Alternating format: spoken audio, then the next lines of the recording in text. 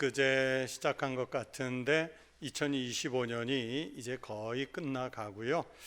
정확하게는 한 달하고 꼭 한 주간 더 남았습니다. 여러분 금년 이제 마무리하면서 되돌아볼 때 어떤 성장이 있으셨는지요? 혹시 키가 좀 자라서 1mm라도 크셨나요? 크는 게 아니라 한 해에 1mm씩 주는 것 같아요. 오히려 줄어들고 있습니다.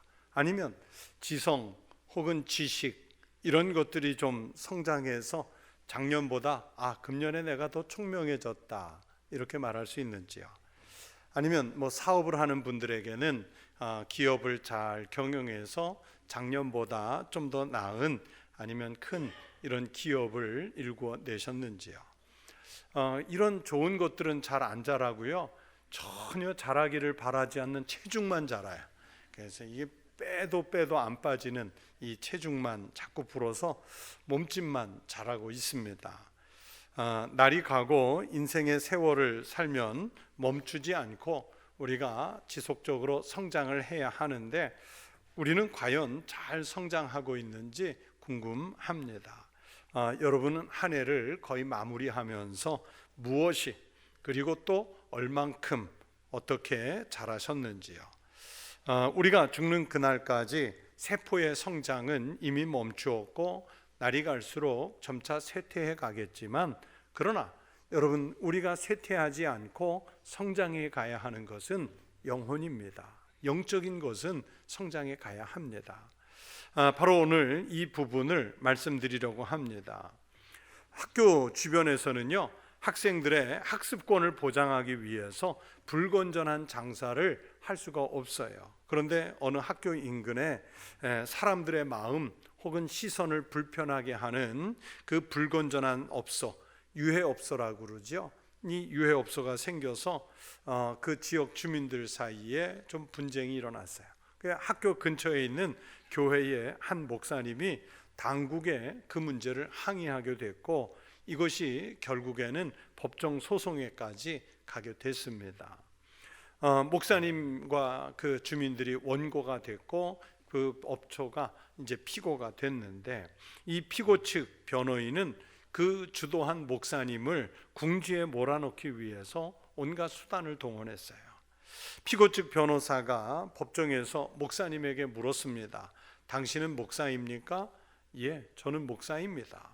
목사란 목자란 뜻이 아닙니까? 맞습니다. 목자란 뜻 맞습니다.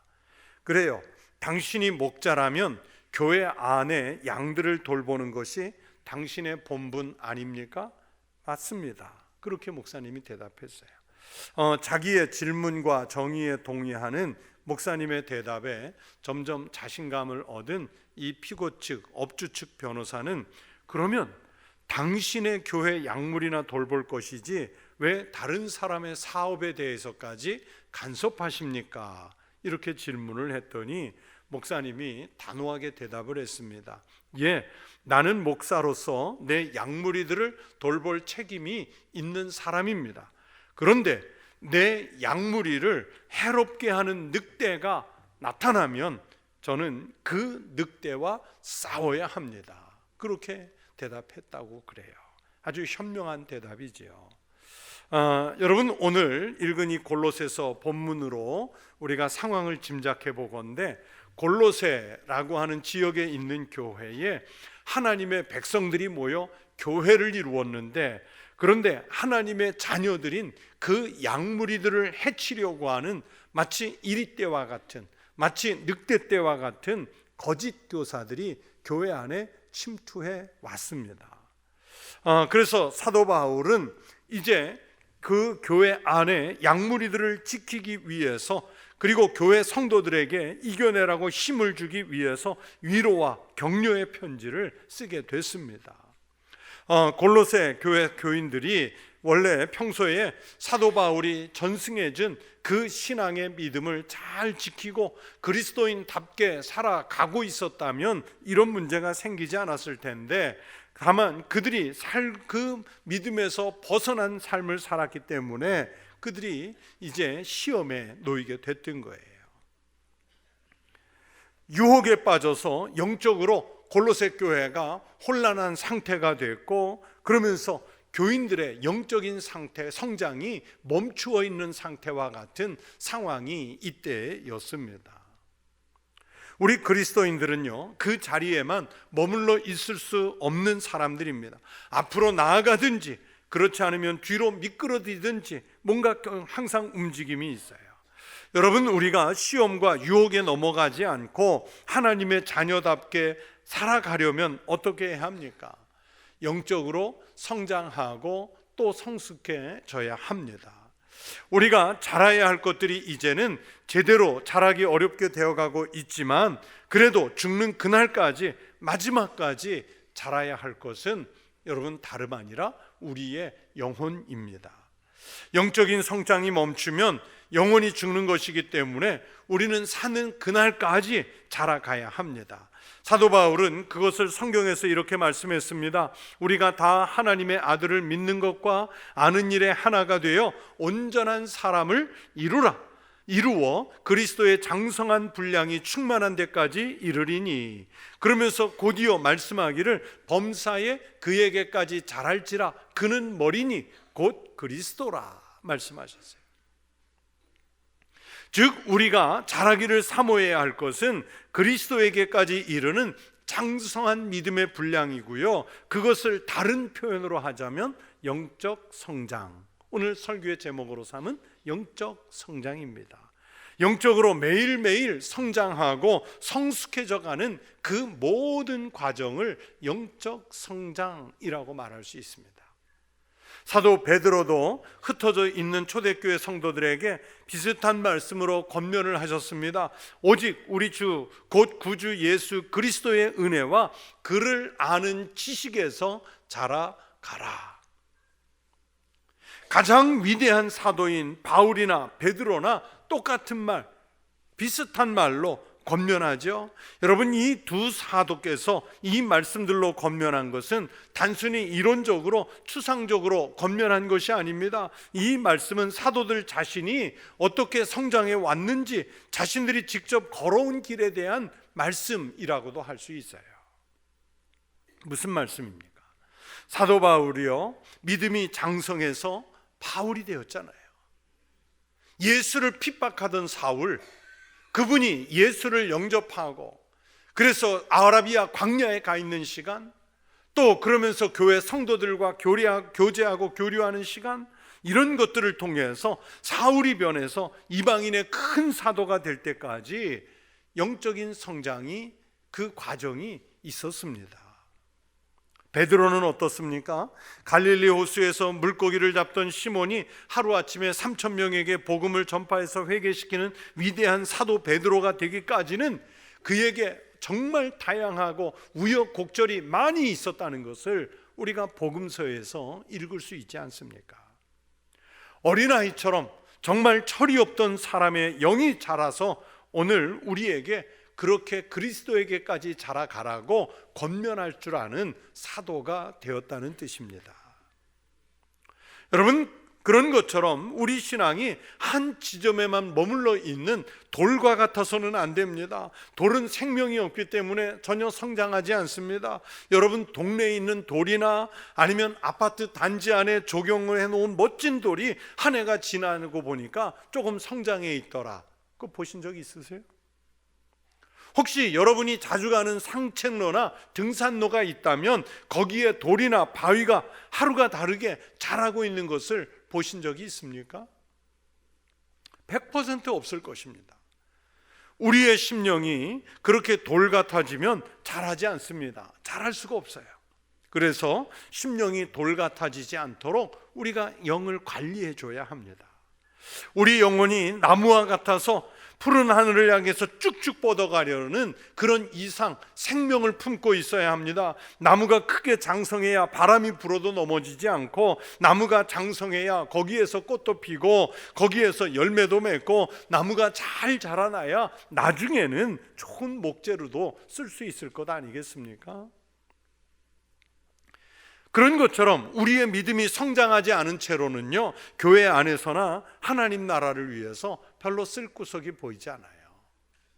장성한 믿음을 가지고 있어야 하나님께서 필요한 곳곳에 그를 보내서 사용하실 수 있다는 말씀입니다. 여러분, 우리가 어린아이였다가 어느 날 자고 일어났더니 불쑥 어른이 되어 있는 것은 아니잖아요. 어린아이가 세상에 태어나면 모두가 좋아하고 기뻐합니다. 그런데 그 아이가 아무리 예쁘게 태어났다고 해도요, 더 이상 자라지 않고 그냥 그대로 그 상태로 있다고 하면 여러분, 부모에게, 할머니, 할아버지에게 또는 주변 사람들에게 이게 얼마나 걱정거리겠어요. 아이는요, 태어났으면 건강하게 자라야 합니다. 몸도 자라야 하고 지혜와 지식도 적절하게 같이 자라야 합니다. 예수님은 하나님이시지만 인간의 몸으로 입고 오셨기 때문에 아기의 몸으로 오셔서 점차 장성한 성인의 모습으로 자라가셨다고 성경이 말하잖아요. 성경은 그것을 이렇게 말씀합니다. 지혜와 키가 자라가며 하나님과 사람에게 더욱 사랑스러워 가시더라. 사람은 세월이 지나면서 키가 커지고 지혜가 자라갑니다. 그래서 우리에게는 자연적인 신체 연령이 있고요, 동시에 정신적 연령이라는 것도 있습니다.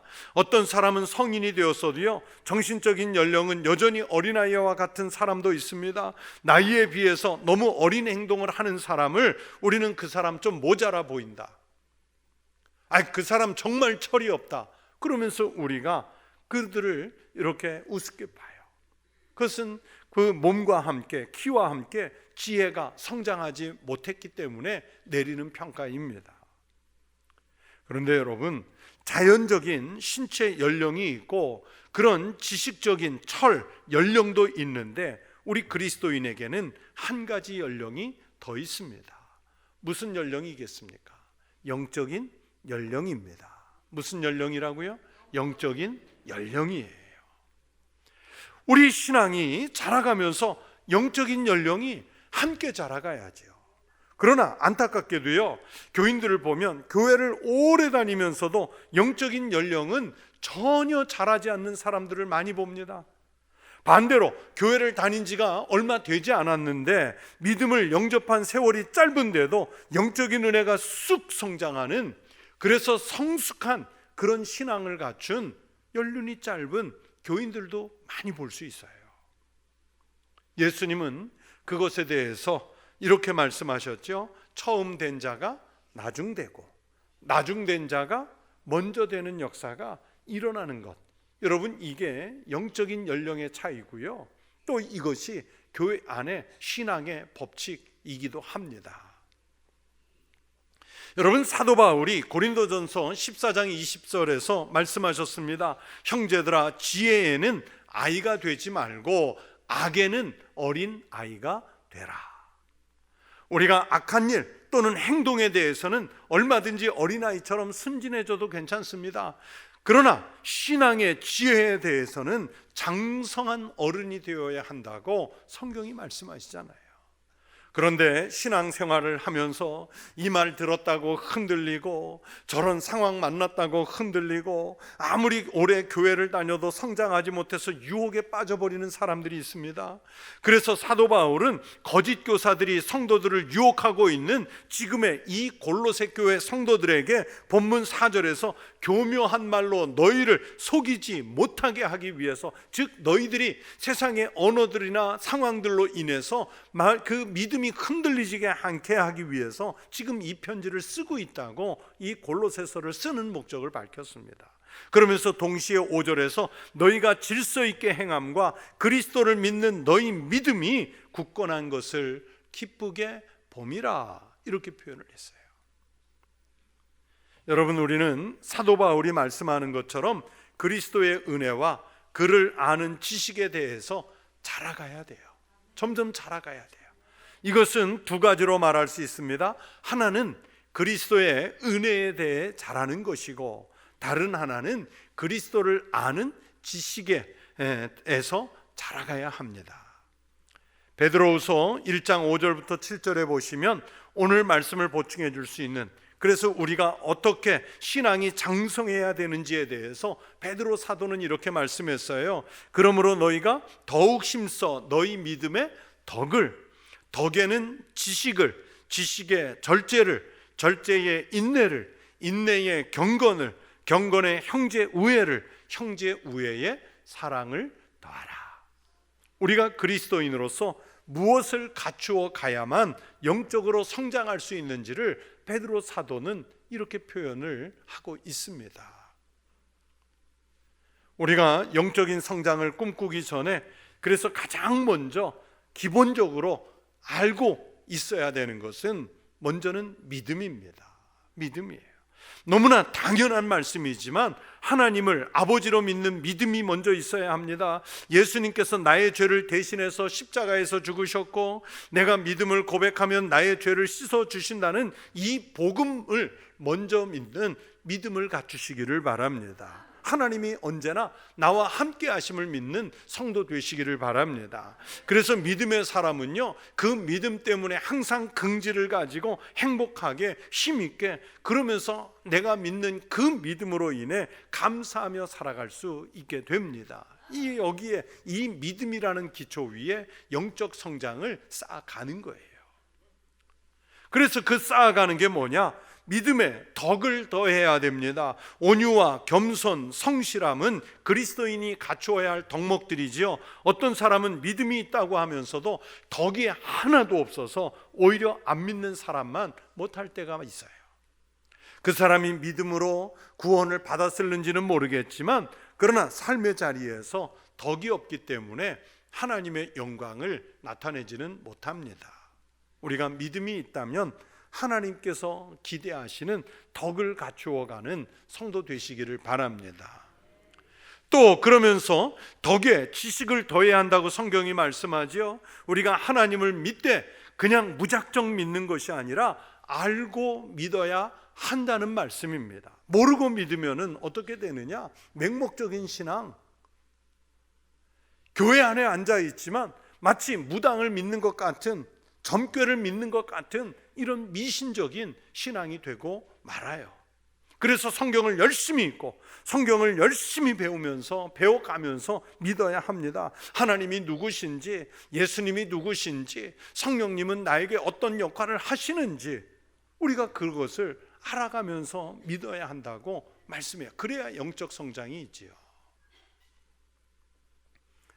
제가 신학교 졸업하고 처음 이제 전임 전도사가 됐는데 제가 돌보는 구역이 교구가 이제 서울의 은평구와 일산 신도시를 맡았습니다. 그런데 그 전임 전도사, 교구 전도사가 해야 할 중요한 업무 중에 하나가 연말에 그 각 교구 구역장 또 지역장 권찰들을 이렇게 배치하는 일을 해야 되는데 이제 한 요맘때쯤인 것 같아요. 은평구의 한 구역 식구들 몇 분이 그 사무실로 저를 찾아왔어요. 전도사님, 우리 구역장 좀 바꿔주세요. 그래요. 그래서 이렇게 이제 명단을 보니까 아무개 권사님이 뭔가 문제가 있으신가요? 그랬더니 우리 구역장님이 너무 점을 많이 보러 다녀요. 그래요. 근데 자기만 가는 게 아니라 좀 구역 식구들 뭐가 힘들고 어렵다 그러면 꼭 그 사람 데려가려고 하고요. 교회로 좀 그렇게 좀 전도했으면 좋겠어요. 그런데 자기만 그런 교회 다니는 사람에게만 아니라 동네 사람들에게 점괘 보러 다니는 게 아주 유명해요. 그래요. 그래서 제가 좀 안타까워서 그 권사님을 교회에서 만났어요. 권사님, 그렇게 점을 많이 보러 다니신다면서요. 권사님이 그러시면 안 됩니다. 그리고 구역 식구들이 그것 때문에 시험에 들어서 구역장을 바꿔달라고 그래요.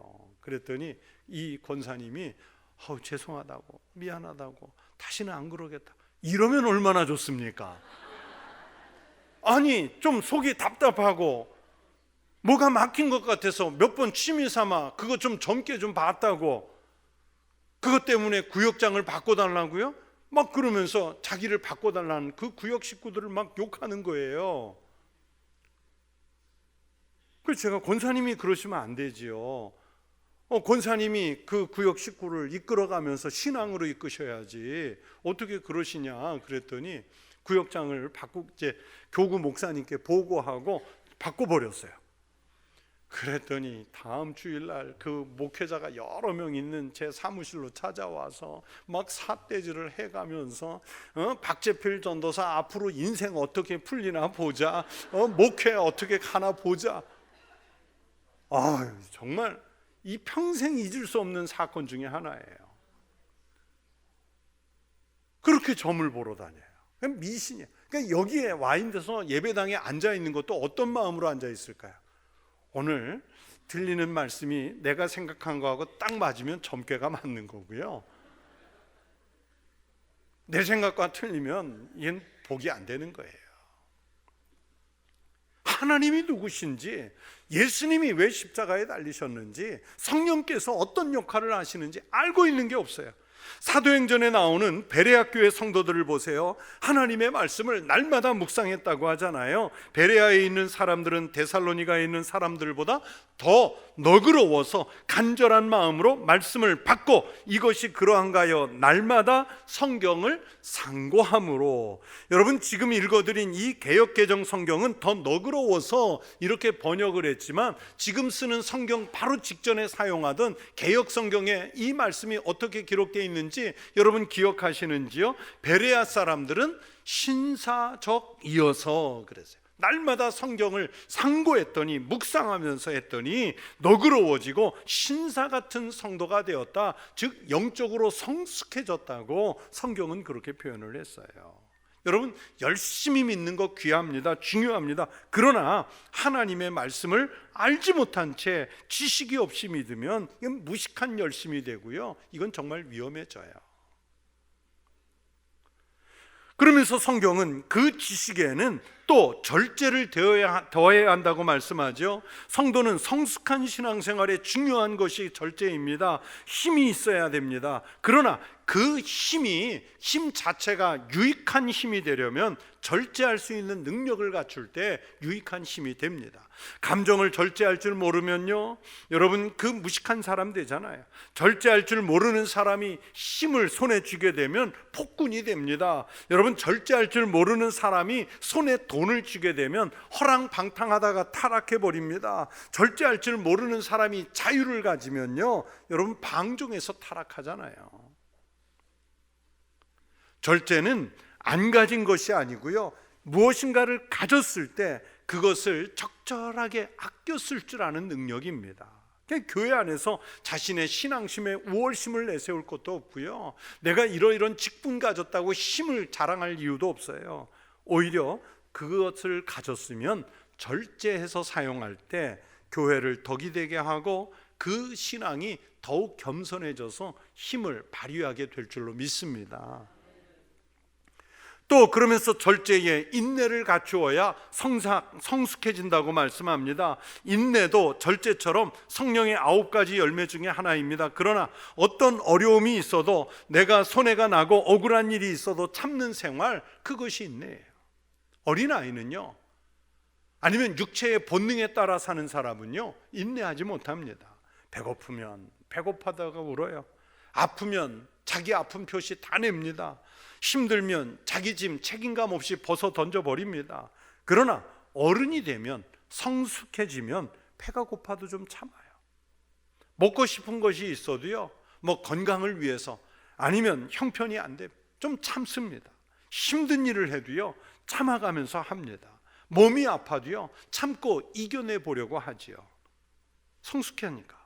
힘든 짐을 지고 가면서도 자기가 이거를 감당해야 한다면 그 함부로 내려놓지 않습니다. 인내의 절정은 예수님의 십자가지요. 여러분, 예수님은 그 십자가까지 참아내십니다. 그랬더니 우리의 신앙 고백처럼 하나님 보좌 우편에 앉으시는 영광을 누리시잖아요. 신앙생활을 하시면서 또 교회 안에서 어려움을 만나도 참고 견뎌내는, 그리고 여러분의 삶의 자리에서도 힘들고 어려운 일이 있으면 성숙한 신앙의 태도를 가지고 인내해서 극복해내는 그런 믿음의 소유자들이 되시기를 축원합니다. 그리고 인내 위에다 경건을 더하라고 말씀합니다. 여러분, 경건이 무엇입니까? 경건은 하나님을 닮는 신앙이에요. 이런 모습이, 하나님을 닮는 모습이 하루아침에 이루어질까요? 예수 믿고 죄 사함을 받고 구원을 얻어서 하나님의 자녀가 됐다, 이건 순간적으로 이루어질 수 있어요. 그러나 하나님이 거룩하신 것처럼 거룩한 모습을 갖추어 가는 것, 신앙으로 점점 온전해지는 것은 하루아침에 이루어지지 않아요. 오래 걸리는 일입니다. 그래서 사도 바울은 디모데에게 편지하기를 경건에 이르기를 연습하라 그랬어요. 경건에 이르기를 연습하라. 연습 없이 안 된다는 뜻이지요. 경건은 연습해야 되는 일입니다. 한번 해보고, 그래서 잘 안 되면 또 하고, 정말 힘들지만 반복해서 연습해서 점점 더 하나님을 닮아가려고 하는, 즉 성장하고 성숙한 신앙이 되려고 하는 게 경건에 이르는 연습입니다. 그러면서 영적으로 성장해 가지요. 그러면서 결론적으로 하시는 말씀은 그 위에 형제 우애를 더하라고 말씀하셨습니다. 여러분, 하나님의 사람들은 서로 화목해야 하고 나 이외의 다른 사람은 하나같이 우리가 다 사랑할 대상입니다. 시편 133편 1절에서 다윗은 보라, 형제가 연합하여 동거함이 어찌 그리 선하고 아름다운고 라고 말씀했습니다. 하나님의 자녀들이 모인 교회에 중요한 일이 많습니다. 그러나 가장 중요한 일은 그 가운데 서로 사랑하는 일부터입니다. 사랑 없이 아무리 좋은 일 많이 해도 그게 무슨 의미가 있겠어요? 서로 다투면서는 좋은 사업을 할 수도 없고 또 한다고 해도 의미가 없습니다. 초대교회를 보세요.